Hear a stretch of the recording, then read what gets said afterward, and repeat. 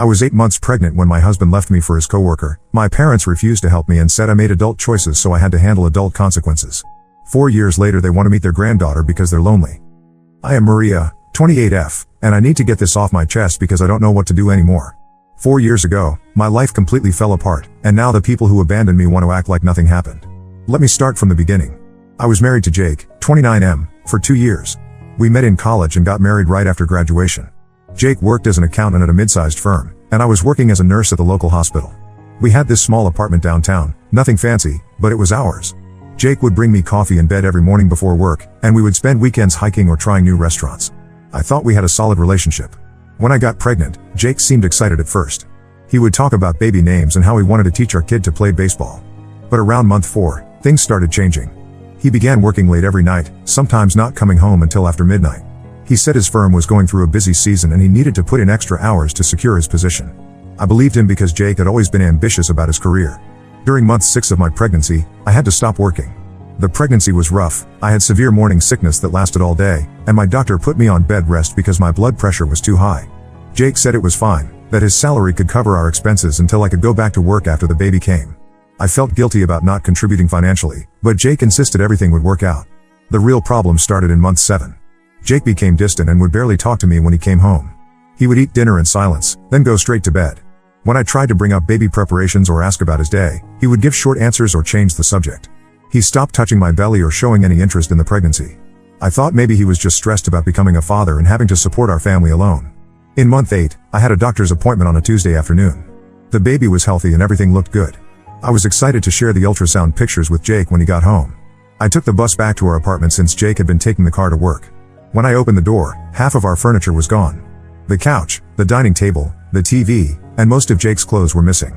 I walked through each room trying to understand what happened. In the kitchen, there was an envelope with my name on it sitting on the counter. The letter said Jake had moved out and was living with someone else.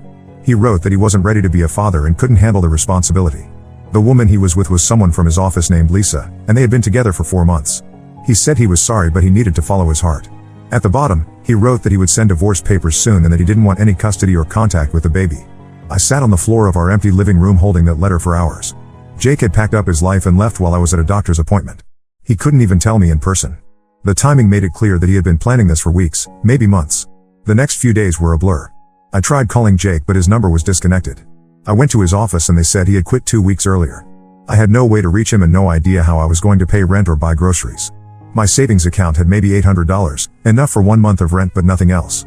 This is where my family comes into the story. My parents are David, 55M, and Susan, 52F. My dad is a pharmacist and my mom works as a school administrator. They live in a nice house about an hour away from where I was living. I also have a younger brother named Tom, 25M, who was finishing his engineering degree and still living at home. My parents and I never had the closest relationship, but they weren't terrible either. They were the type who believed in tough love and making your own way in life. When I called to tell them what happened with Jake, my dad said that men sometimes get scared when faced with big responsibilities and that maybe Jake would come around. My mom asked if I had done something to push him away. Neither of them offered to help right away. A week later, when I realized I was going to lose the apartment, I called them again. I explained that I had no income, no savings, and a baby coming in 4 weeks. I asked if I could move back home temporarily until I could get back on my feet after the birth. I promised it would only be for a few months while I found a job and saved up for a new place. My dad said no immediately. He said I had made adult choices and needed to handle adult consequences. My mom was more sympathetic but said they couldn't have a crying baby in the house because it would disturb Tom's studies. Tom was in his final semester and had been accepted to a graduate program. They said his future was too important to risk any disruptions. I begged them to reconsider. I offered to pay rent once I started working again. I said I would do all the household chores and cooking. I promised the baby and I would stay in the basement so we wouldn't bother anyone. My mom said they had already made their decision and that maybe this situation would teach me to be more careful about who I married. My brother Tom never said anything during these conversations. He would be in the background but never spoke up for me or against me. Later I found out that my parents had told him I was being dramatic and that single mothers managed all the time without family help. With nowhere else to go, I found the cheapest apartment I could, a tiny studio in a rough part of town for $400 a month. The building was old and the neighbors were loud, but it had heat and running water. I applied for government assistance and got approved for food stamps and Medicaid. It wasn't much, but it was enough to survive. I gave birth to my daughter Emma at the county hospital. I was completely alone during labor because I had no one to call. The nurses were kind, but after 2 days, I took Emma home to that little studio apartment. Jake never showed up at the hospital. and I later found out through mutual friends that he had moved to another state with Lisa. The first year was the hardest time of my life. Emma was a fussy baby who barely slept. I was trying to heal from childbirth while taking care of a newborn in a place that wasn't really suitable for a baby. During Emma's naps, I would do online tutoring sessions to make extra money. Some nights I would fall asleep at my computer after working until 3 in the morning. My parents never called to check on us. They didn't send a card when Emma was born or ask for pictures. It was like we didn't exist. Tom graduated and got a job at a tech company in another city. He moved out of my parents' house but never reached out to me either. Slowly, things got better. When Emma turned 1, I found a part-time job as a nurse at a clinic that had childcare. By her second birthday, I was working full-time and we moved to a better apartment in a safer neighborhood. Emma started preschool and made friends. I made friends with other parents and started feeling like we had a community. Now Emma is 4 years old and about to start kindergarten. She's smart and funny and loves to paint pictures that we hang all over our apartment. I got promoted to head nurse at my clinic and we have a good life. We take weekend trips to the zoo and the children's museum. Emma has never asked about her father or grandparents because she doesn't know they exist. Last week, I got an email from my mother. The subject line said time to reconnect. In the email, she said that Tom had gotten married and moved across the country for his job. She and my dad were feeling lonely and had been thinking about their mistakes. She said they missed me and wanted to meet Emma. They invited us for Thanksgiving and said they would pay for our flights. She also mentioned setting up a college fund for Emma. I stared at that email for a long time. Part of me wanted to delete it and pretend I never saw it. Another part of me wondered if I should give them a chance for Emma's sake. She doesn't have any extended family, and maybe having grandparents would be good for her. But then I remember sitting on the floor of that empty apartment, 8 months pregnant and abandoned by everyone who was supposed to care about me. I remember giving birth alone and spending those first months wondering how I was going to survive each day. They chose not to help when I desperately needed them, and now they want back in our lives because they're lonely. I haven't responded to the email yet. I don't know what to say or what the right thing to do is. Emma doesn't need them, and we've built a good life without their help. But I also wonder if I'm being too harsh by keeping her away from her grandparents. What would you do in this situation? Should I give them a chance, or should I protect the peace that Emma and I have built together? Update 1. Thank you to everyone who responded to my original post. The comments really helped me think through this situation. I decided to respond to my parents' email, but I kept it short and careful. I told them that I needed time to think about their request and that Emma's well-being was my only priority. Within 2 days, I got a long email back from my mother. She wrote about how they had been thinking about the past and realized they might have been too harsh. She said they were young parents too and were trying to do what they thought was best for everyone involved. She explained that they thought I was strong enough to handle the situation on my own and that helping me might have made me too dependent on them. The email went on to say that they never stopped loving me, but they wanted me to learn to stand on my own 2 feet. She wrote that they were proud of how well I had done raising Emma and that they wanted to be part of our lives going forward. She ended by saying that they had already started looking at colleges for Emma and wanted to discuss her education plans. I read that email several times and it made me angry in ways I hadn't expected. They were acting like their abandonment was some kind of parenting strategy. They weren't apologizing for leaving me homeless and alone while pregnant. Instead, they were patting themselves on the back for making me stronger. Before I could decide how to respond, I got a phone call from Tom. This was the first time we had spoken in 4 years. He said our parents had called him and told him they were reconnecting with me. He wanted to know if this was true and how I felt about it. I told Tom everything that had happened, about Jake leaving, about begging our parents for help, about giving birth alone, and about struggling through Emma's first year. He was quiet for a long time after I finished talking. Then Tom said something that surprised me. He told me that our parents had lied to him about what happened. They had told him that I was being dramatic and refusing their help because I wanted to prove I could do everything myself. They said I had turned down their offers to visit and had asked them to give me space to figure things out on my own. Tom said he had believed them because that sounded like something I might do. He remembered me as being stubborn and independent in high school. He never thought to question their version of events or reach out to me directly. Tom apologized for not checking on me sooner. He said he had been focused on finishing school and starting his career, and he trusted our parents to handle family situations. He felt guilty about not being there when I needed help. He also told me something else that was important. Our parents had been complaining to him for the past year about being lonely. Tom had gotten married 6 months ago and moved to Seattle for his job. Our parents expected him to call every week and visit for every holiday.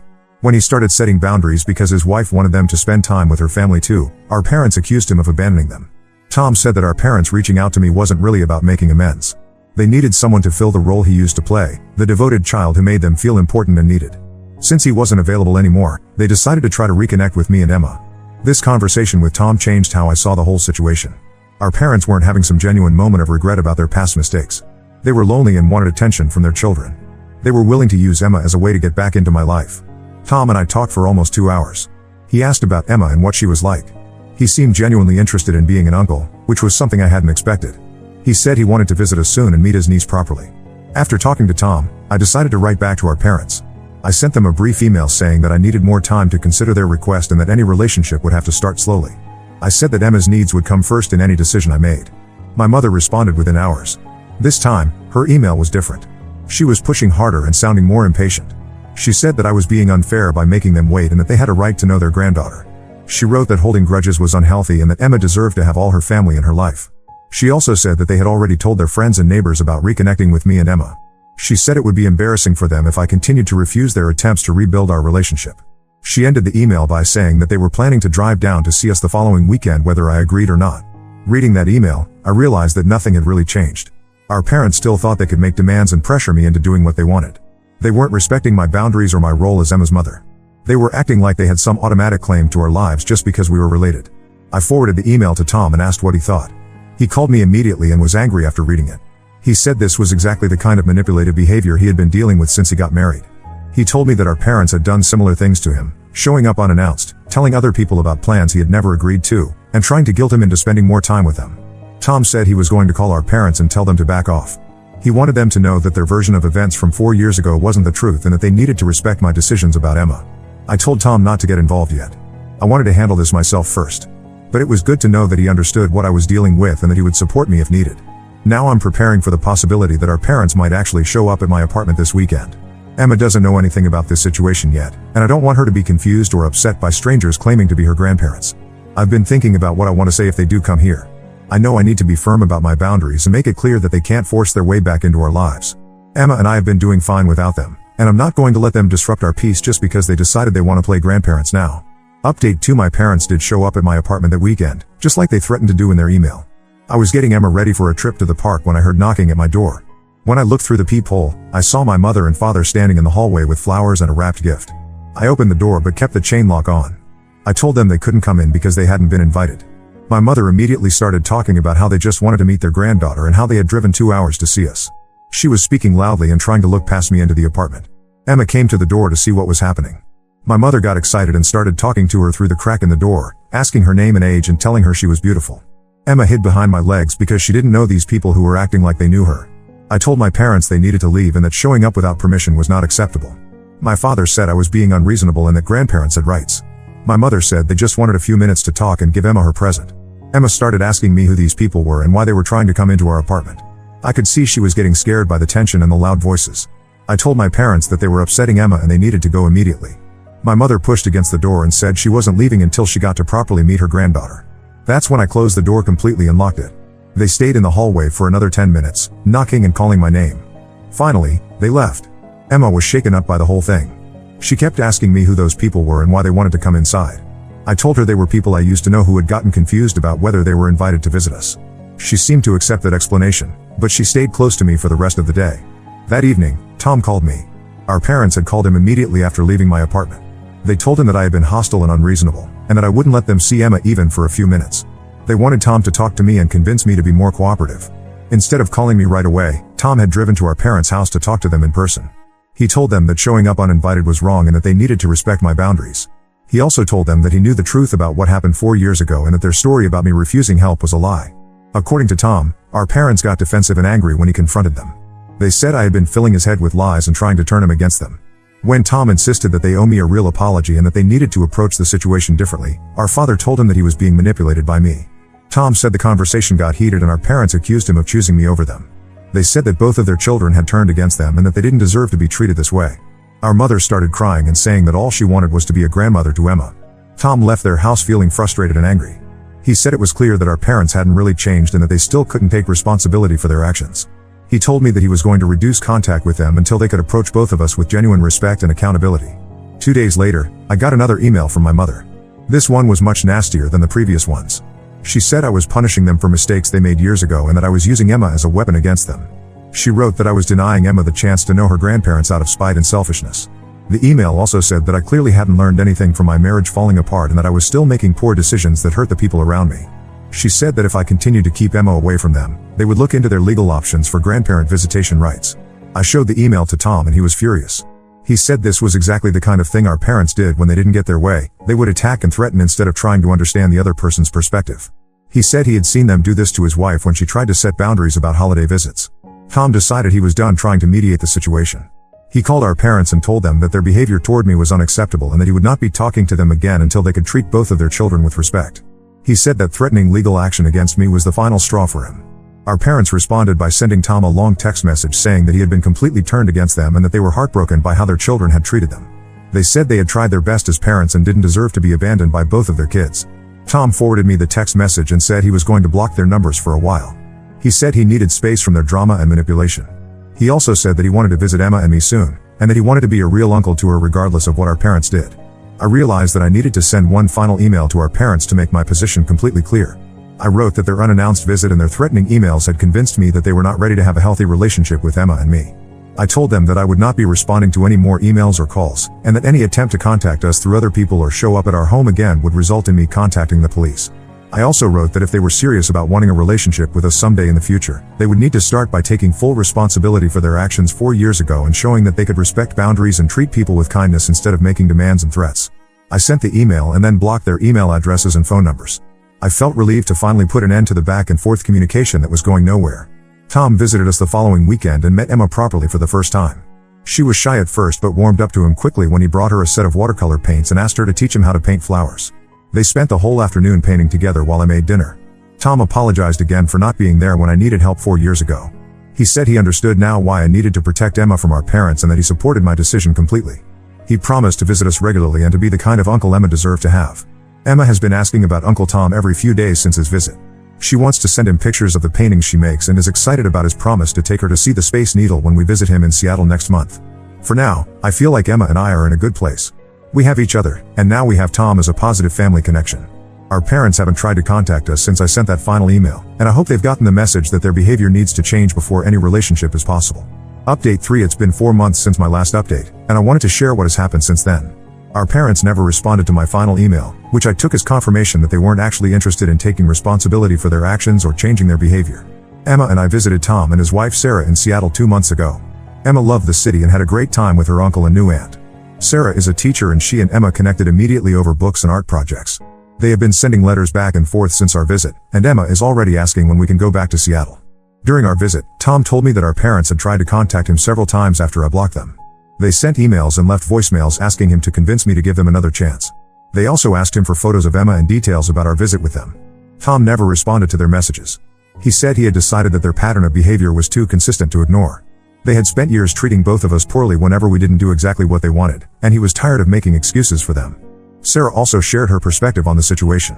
She said that when she and Tom got engaged, our parents had tried to take over their wedding planning and got angry when Sarah wanted to include her own family's traditions. They had made several comments about Sarah not being good enough for Tom and had complained to other relatives about her. Sarah said she had tried to build a relationship with our parents for Tom's sake, but their constant criticism and boundary violations had made it impossible. She was relieved when Tom decided to limit contact with them because it had been causing stress in their marriage. About 6 weeks ago, I got a call at work from Emma's preschool. The director said that an older couple had come to the school asking about Emma and claiming to be her grandparents. They wanted to know what time school ended and what days Emma attended. The director had refused to give them any information and asked them to leave the property. The school director called me because the couple had seemed agitated when she wouldn't give them Emma's schedule.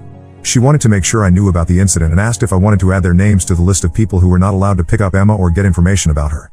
I immediately called Tom and told him what had happened. He was angry and worried about Emma's safety. He said this kind of behavior proved that our parents hadn't accepted my boundaries and were now trying to access Emma through other means. Tom called our parents and told them that going to Emma's school was completely inappropriate and potentially illegal. He said that if they continued to try to contact Emma or me through third parties, he would help me file a restraining order against them. According to Tom, our parents denied going to the school at first, but eventually admitted it when he pressed them. They said they just wanted to see their granddaughter and didn't understand why that was wrong. Our father said they had a right to know their own family and that I was being cruel by keeping them away. Tom told them that their behavior was becoming scary and that they needed to stop immediately. He said that showing up at someone's workplace or their child's school was harassment, not grandparenting. Our parents got angry and accused Tom of being completely against them, but they didn't argue with his threat about the restraining order. Since that incident, there have been no more attempts by our parents to contact us directly or indirectly. I spoke with the school director again and she assured me that they would not allow our parents on the property and would call the police if they returned. Emma started kindergarten last month and is doing really well. She has made friends in her class and loves her teacher. She talks about wanting to write letters to Uncle Tom and Aunt Sarah to tell them about school. She has never asked about the people who came to our apartment or mentioned them again. I also got some unexpected news last month. Jake, my ex-husband, reached out through a mutual friend asking for my contact information. The friend said Jake wanted to talk to me about Emma and that he might be interested in being part of her life now. I thought about this for several days before deciding. I told the mutual friend that Jake had given up his parental rights and that Emma and I had built a life without him. I said that if he was genuinely interested in being a father to Emma, he would need to go through proper legal channels and prove that he was stable and committed. I also said that any conversation about him meeting Emma would have to start with him taking full responsibility for abandoning us and showing that he understood the impact of his actions. The mutual friend said she would pass along my message, but I haven't heard anything back from Jake since then. Emma and I are planning to spend Christmas with Tom and Sarah in Seattle this year. Emma is excited about seeing snow and helping Sarah bake cookies. Tom said he wants to start a tradition of the four of us spending holidays together since we are each other's chosen family now. I've been thinking about how different my life is now compared to 4 years ago. When Emma was born, I felt completely alone and abandoned by everyone who was supposed to care about us. Now we have a small but strong family with Tom and Sarah, good friends from Emma's school and my work, and a stable life that we built together. Our parents made their choice 4 years ago when they decided their comfort was more important than our survival. They had multiple opportunities to approach this situation with genuine accountability and respect, but instead they chose manipulation, demands, and boundary violations. I don't spend time wondering if I made the right decision anymore. Emma is thriving, and we have people in our lives who truly care about us and treat us with kindness. That's what family should be, not people who only show up when it's convenient for them or when they need something from you. Some people might think I should give our parents another chance for Emma's sake, but I believe I'm protecting her by keeping people out of her life who can't respect boundaries or treat others with basic decency. Emma deserves to be surrounded by people who will be consistent, reliable, and genuinely caring toward her. Tom and Sarah have shown Emma what healthy family relationships look like. They keep their promises, they respect our schedules and decisions, and they show up because they want to be part of our lives, not because they expect something from us. I'm grateful for the support I received from everyone who responded to my posts. Your advice helped me stay strong in my decisions and reminded me that I wasn't asking for too much by expecting basic respect and accountability from people who wanted to be part of Emma's life. Emma and I are doing well, and we're looking forward to our future with the family we've chosen and who has chosen us back. Now let's move to the next story. Story 2. My sister invited my abusive ex to my wedding to stop me from marrying the man she secretly loved, so I helped her boyfriend catch her at work and she lost everything. Hi Reddit. I, 32F, never thought I'd be posting here, but after everything that's happened, I need to get this off my chest. The title might sound harsh, but please hear me out. This is going to be a long read. I'm the older of 2 sisters in what I always thought was a pretty normal family. Our parents worked hard to give us a good life, and while they weren't strict, they taught us strong values. My sister Catherine, 28F, and I used to be close when we were kids, but things started changing in her teenage years. She became more attention-seeking and somehow always ended up in trouble. My parents spent a lot of time dealing with her issues, failed classes, sneaking out, lying about where she was going. I was the opposite, steady grades, followed rules, never caused problems. After college, the pattern continued. I got a stable job, while Catherine bounced between jobs, never staying anywhere longer than 8 to 9 months. She'd either quit because the environment was toxic or get fired for various reasons. Our parents kept helping her financially, paying her rent when she couldn't, covering her car payments. I tried to help too, got her interviews at my company twice, but she didn't show up for one and was late to the other. I met my husband Tyler at my friend Lisa's 30th birthday party 3 years ago. He was Lisa's coworker, and the moment we started talking, everything clicked. He's thoughtful, stable, great sense of humor, basically everything I'd been looking for.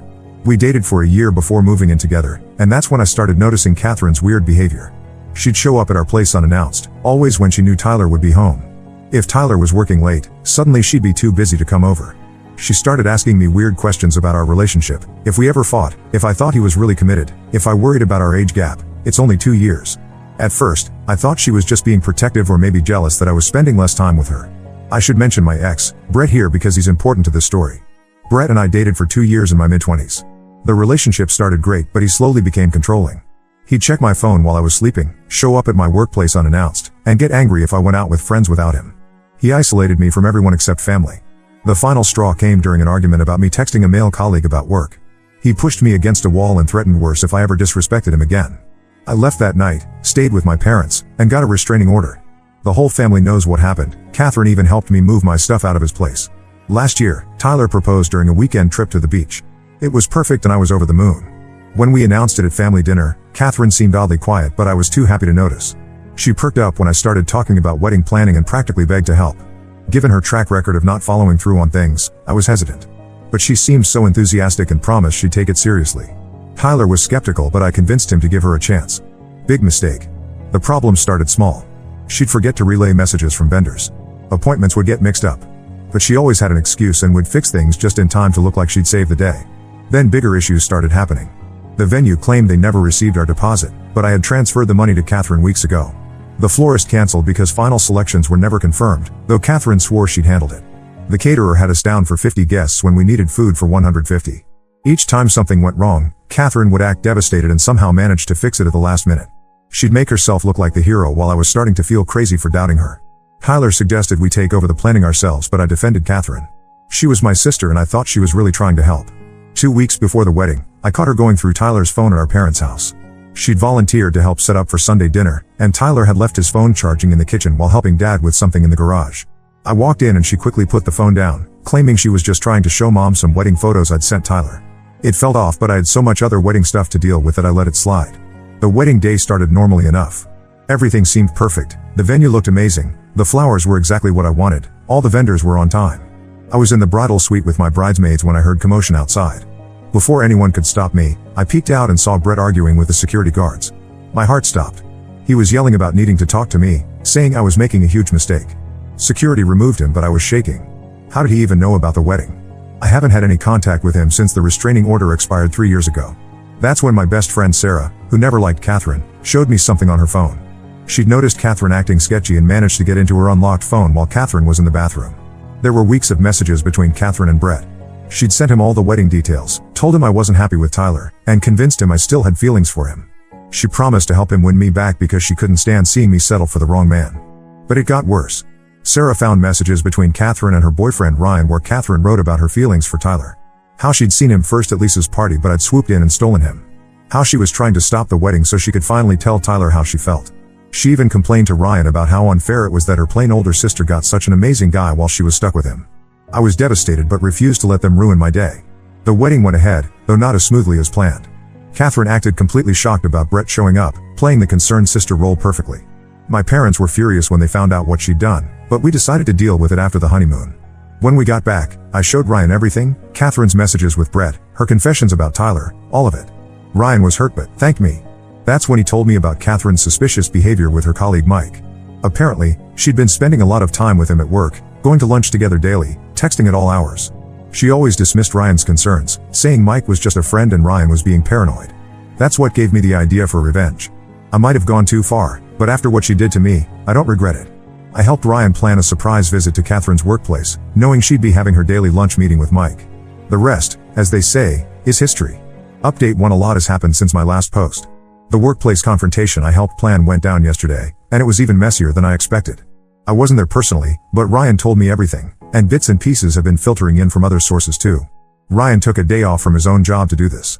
He'd been tracking Catherine's lunch patterns for a week. She always took exactly 75 minutes for lunch instead of the standard hour, always with Mike, always in his office with the door closed. According to other employees Ryan spoke with, this had been going on for months. He timed his visit perfectly, 12:45 p.m., when Catherine would definitely be in Mike's office. Ryan told me he almost backed out at the last minute. He stood in the parking lot for 15 minutes, debating whether he really wanted to know the truth. But then he remembered all the messages about Tyler, about how Catherine thought she was settling for Ryan, and that gave him the push he needed. The office receptionist recognized Ryan from company parties and let him in without question. He made his way to Mike's office on the 3rd floor. Through the glass partition, he could see them sitting together on Mike's desk chair, heads bent over Mike's phone, laughing about something. Catherine was practically in Mike's lap. According to Ryan, they looked like a couple who'd been together for years, completely comfortable with each other. Ryan knocked once and walked in. He said Catherine jumped away from Mike so fast she knocked over a cup of coffee. Her face went from shock to fear to anger in seconds. Mike just looked confused, probably because Catherine had never mentioned having a boyfriend. She'd been wearing her promise ring from Ryan. Yes, they'd exchanged promise rings 6 months ago, on a chain around her neck at work, claiming it was because she couldn't wear rings while typing. Instead of yelling or causing a scene like Catherine probably expected, Ryan calmly walked to Mike's desk. He placed a folder containing printouts of Catherine's messages, the ones about Tyler, her conversations with Brett about ruining my wedding, everything. He looked at Mike and said, "She's all yours," before turning to leave. That's when Catherine started panicking. She ran after Ryan, grabbing his arm, causing a scene in the middle of the office. She was crying, saying she could explain everything, that it wasn't what it looked like. By this point, several coworkers had come out of their offices to watch the drama unfold. Ryan told me some were recording it on their phones. I'm sure those videos are circulating around the office now. Their argument attracted attention from the higher-ups. Catherine's direct supervisor and the department head came to investigate the commotion. This is where things really went sideways. In her panic to explain herself, Catherine started revealing things she shouldn't have. She mentioned using company time to contact Brett about my wedding. She talked about making long-distance calls to him from her office phone. She even admitted to using the company printer for wedding-related documents. Apparently, she'd been running a side business of sorts, using company resources to print wedding invitations for people. The department head's face apparently got stonier with each admission. He immediately called IT to pull her phone records and print logs. That's when they discovered she'd been making personal international calls to someone in Europe, probably another secret she was keeping.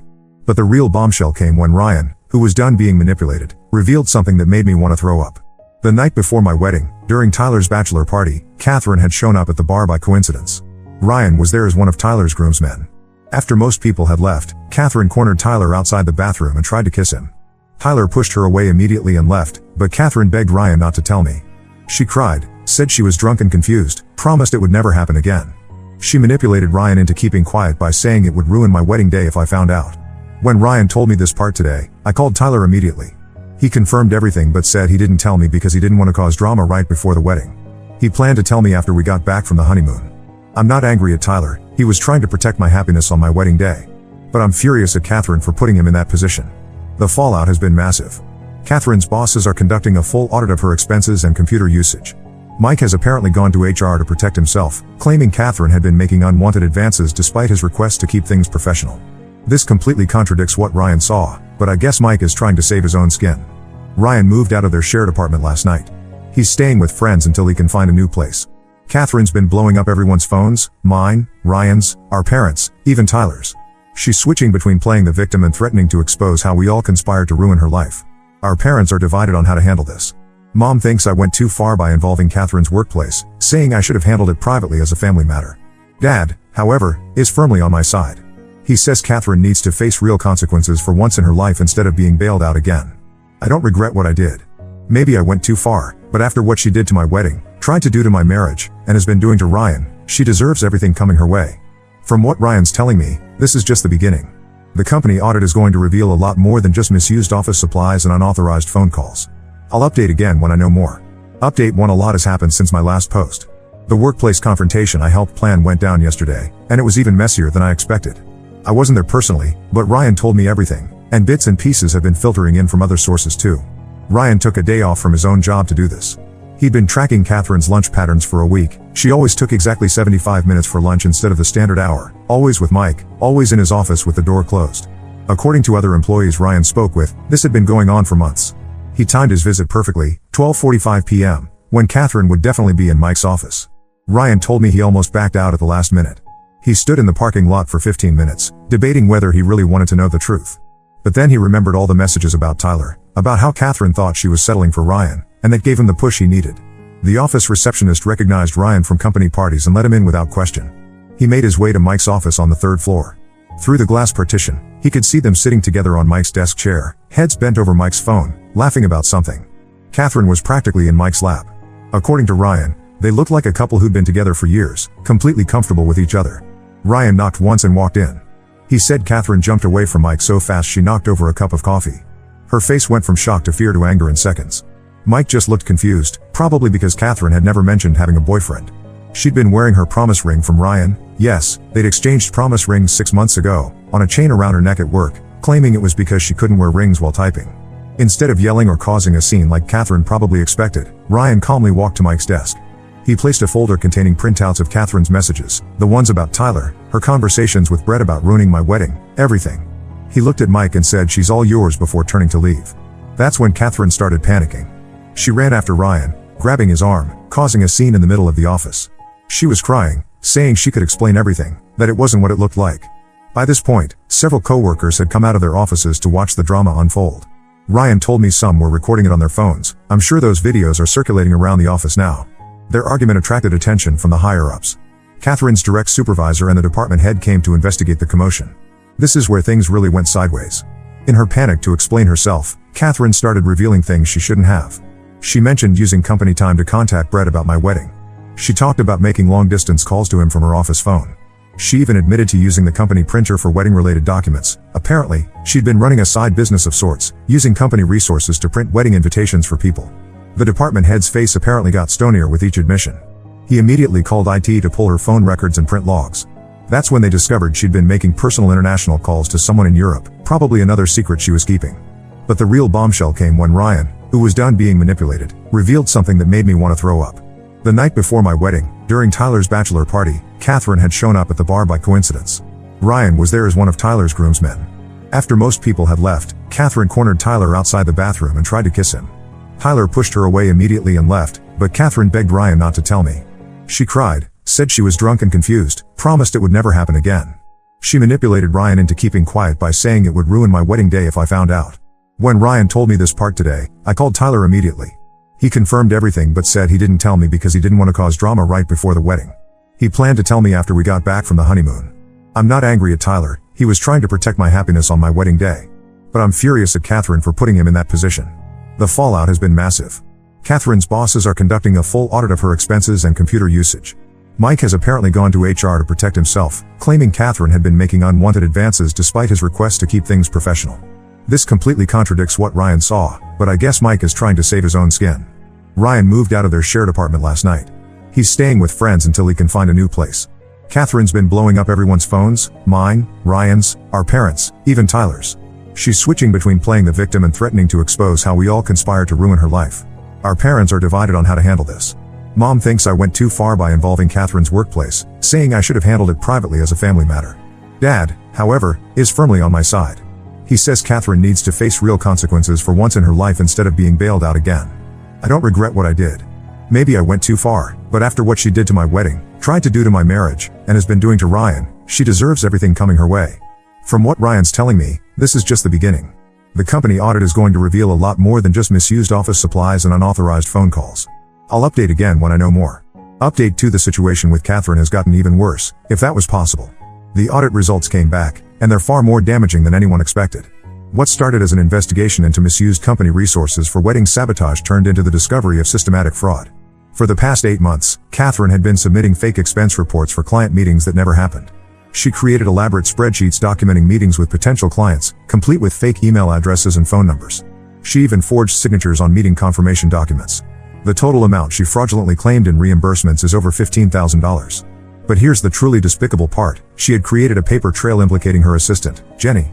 She'd been slowly building a case to pin everything on Jenny if she ever got caught. There were suspicious emails drafted but not sent from Jenny's computer. Catherine had access to her login because Jenny trusted her, documents saved on Jenny's drive, and even a fake confession letter saved as a draft. The company's IT team found all of this during their investigation. The company isn't just firing her, they're pressing charges. The HR director called me yesterday because apparently, Catherine listed me as her emergency contact instead of our parents. He wanted to give me a heads up that they would be pursuing legal action. They've already contacted the police and their legal team is preparing the paperwork. Mike, the colleague she was getting cozy with, has completely thrown her under the bus. He went to HR with a detailed statement claiming Catherine had been sexually harassing him for months. According to his statement, she'd send inappropriate messages after work hours, corner him in the break room, and make unwanted physical contact despite his repeated requests to maintain professional boundaries. He even presented screenshots of him telling her to stop texting him late at night. Ryan showed me some of Catherine's recent messages. She's been bombarding him with texts and emails, switching between begging him to come back and blaming everyone else for her problems. She actually wrote, "None of this would have happened if my sister hadn't stolen Tyler from me." She knew I saw him first at that party. She knew I was interested in him. But she had to have him for herself because she's always been jealous of me. The delusion in these messages is frightening. She wrote about how she and Tyler had meaningful eye contact at family dinners, how he would specifically laugh at her jokes, and how he was clearly settling for second best with me. She genuinely seems to believe there was something between them when Tyler barely even remembers talking to her at family gatherings. But the most shocking revelation came from my mom yesterday. She called me crying, saying she needed to tell me something she should have shared years ago. Apparently, Catherine had done something similar in high school. She became obsessed with her best friend Rachel's boyfriend and tried to break them up. She spread rumors about Rachel cheating, wrote fake love letters from the boyfriend to herself, and eventually tried to kiss him at a party. When he rejected her, she told everyone he had tried to assault her. The truth came out eventually, and Mom sent her to counseling, but clearly it didn't help much. Mom blames herself for not telling me about this incident before. She thought Catherine had grown out of such behavior after therapy. She kept it quiet to protect Catherine's reputation, thinking it was just a phase. Now she realizes she should have warned me when Catherine started showing too much interest in Tyler. Ryan has moved all his stuff out of their apartment and is staying with friends. He's already started seeing someone new, a girl he met at his gym. Catherine found out through mutual friends and had a complete meltdown. She showed up at his gym, crying and causing a scene until they threatened to call the police. She tried to get our dad to talk to Ryan, but Dad refused. He told her she needed to face the consequences of her actions for once in her life. This led to another meltdown where she accused our parents of always favoring me and making her feel like she had to compete for everything. I don't know what's going to happen with the legal charges, but I do know this: I'm done with Catherine. The sister I thought I had never really existed. It was all an act, and now that the mask has slipped, I can't unsee who she really is. Update 3. It's been a month since my last update, and everything has finally settled, though not in the way Catherine probably hoped. The company followed through with pressing charges. She's been formally charged with fraud and embezzlement.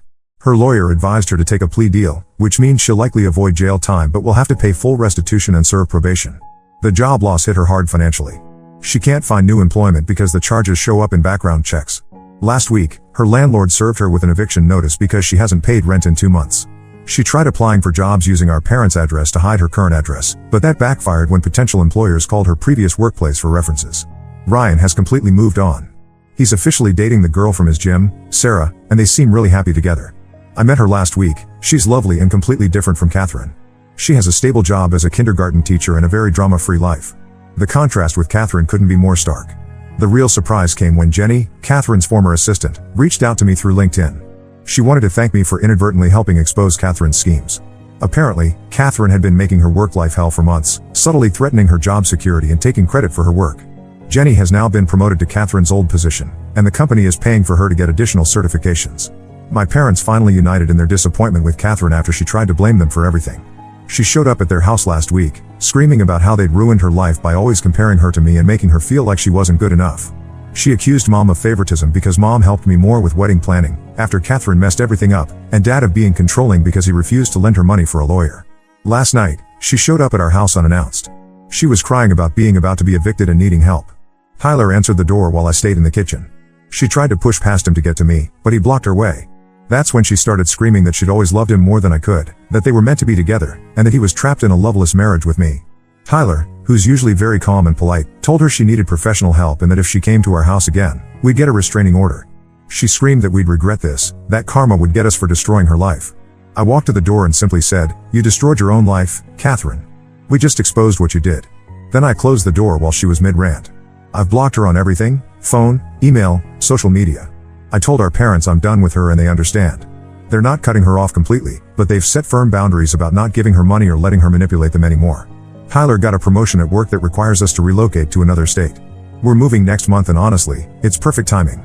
A fresh start away from all this drama is exactly what we need. We haven't told Catherine about the move and don't plan to. She'll find out when we're already gone. Sometimes people say blood is thicker than water, but I've learned that toxic is toxic, regardless of blood relation. I've mourned the sister I thought I had and accepted that she never really existed. Thank you to everyone who supported me through this journey. I'm looking forward to starting our new life drama-free.